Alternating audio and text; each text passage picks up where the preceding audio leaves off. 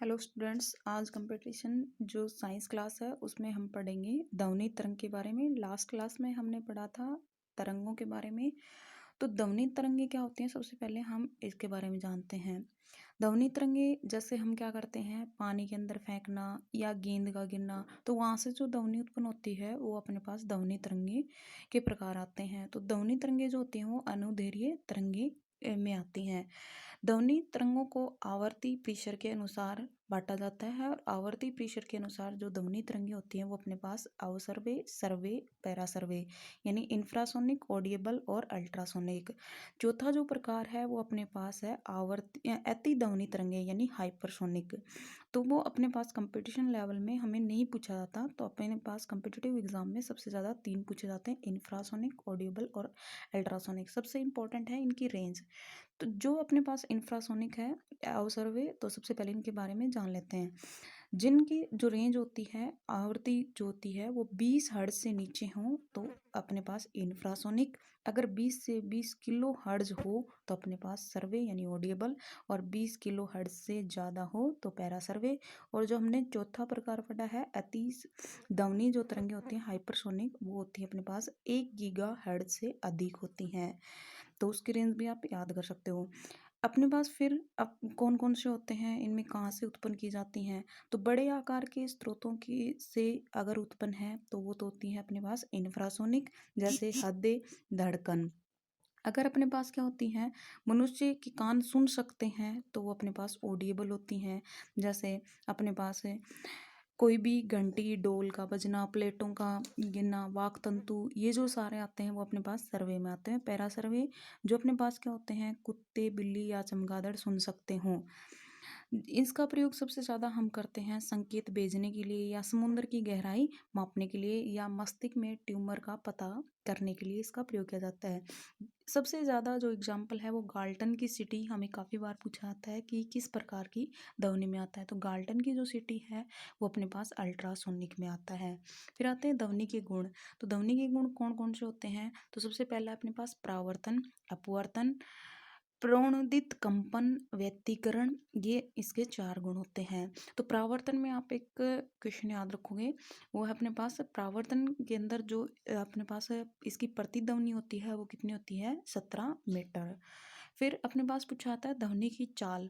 तो ध्वनि की चाल सबसे कम किस में होती है, सबसे ज़्यादा किस में होती है, ये दो क्वेश्चन सबसे ज़्यादा पूछे जाते हैं। तो ध्वनि की चाल जो सबसे कम होती है वो कार्बन डाइऑक्साइड में होती है। वैसे आप याद रख सकते हो, सबसे ज़्यादा जो होती है वो ठोस में, सबसे कम जो होती है वो गैस में होती है। परंतु यहाँ पे हमें ऑप्शन ठोस, द्रव, गैस न देकर उनके उदाहरण दिए जाते हैं। तो सबसे ज़्यादा जो होती है वो एल्यूमिनियम में होती है, 6420 मीटर पर सेकेंड। और सबसे कम जो होती है वो कार्बन डाइऑक्साइड में होती है, 26 मीटर पर सेकेंड। और वायु की अगर पूछी जाती है तो अपने पास होती है 332 मीटर पर सेकेंड। फिर ध्वनि के ऊपर किसका प्रभाव पड़ता है, किसका प्रभाव नहीं पड़ता। तो ध्वनि के ऊपर दाब का कोई प्रभाव नहीं पड़ता, परंतु ताप का प्रभाव पड़ता है। यदि 1 डिग्री सेल्सियस तापमान बढ़ा दिया जाए तो ध्वनि की जो चाल है वो 0.61 मीटर पर सेकेंड बढ़ जाती है। अब आपके पास क्वेश्चन दिया जा सकता है, यदि तापमान 20 डिग्री सेल्सियस बढ़ जाए तो ध्वनि की चाल कितनी होगी। तो आपको पहले जो भी चाल दे रखी है उसमें क्या करोगे, 20 को 0.61 से गुणा करके उसमें जोड़ देंगे। फिर अपने पास क्या होती है, यदि नमी यानी आर्द्रता हो तो भी ध्वनि बढ़ती है। माध्यम के वेग की दिशा में भी ध्वनि क्या होती है, बढ़ती है, परंतु विपरीत दिशा में हमेशा घटती है। गैसों में ध्वनि जो होती है हमेशा उसके जो वेग और द्रव्यमान है उन पे निर्भर करती है। अगर अपने पास क्या है, वेग द्रव्यमान बढ़ रहा है तो वेग घटता है, क्योंकि इसके व्युत्क्रमानुपाती होती है। ध्वनि के जो लक्षण होते हैं वो अपने पास तीन होते हैं महत्वपूर्ण, तीव्रता, तारतव और गुणता। तीव्रता जो होती है, जैसे हमें ये बताया जाता है कि कितनी ध्वनि इंसान को सुनने के लायक होती है, कितनी नहीं होती, सबसे ज़्यादा किसकी होती है, सबसे कम किस में होती है। तो तीव्रता में हम पढ़ते हैं इसका असाई मात्रक। तो ध्वनि का जो असाई मात्रक वो होता है बेल, और इसके 10वें भाग को हम कहते हैं डेसिबल। लगभग हमें डेसिबल ही मिलता है, तो ध्वनि का असाई मात्रक आप डेसिबल भी कर सकते हो, यानी डीबी से इसको दर्शाया जाता है। डब्ल्यूएचओ ने कहा था कि कोई भी इंसान यदि 75 डेसिबल से अधिक ध्वनि जो है वो लगातार सुन रहा है तो उसके जो कानों के पर्दे हैं वो फट सकते हैं, यानी इंसान बहरा हो सकता है।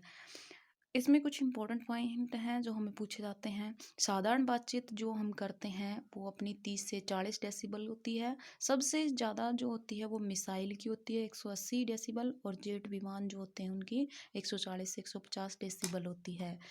तारतव जो आता है दूसरा, जिसे हम पिच कहते हैं, जो हमेशा आवृत्ति के ऊपर निर्भर करता है। इसी के कारण क्या होता है, महिलाओं की जो आवाज़ होती है वो पतली होती है और पुरुषों की आवाज़ मोटी होती है। यानी जो अपने पास पिच अपना जो है वो निर्भर करता है। ठीक है, फिर अपने पास है गुणता।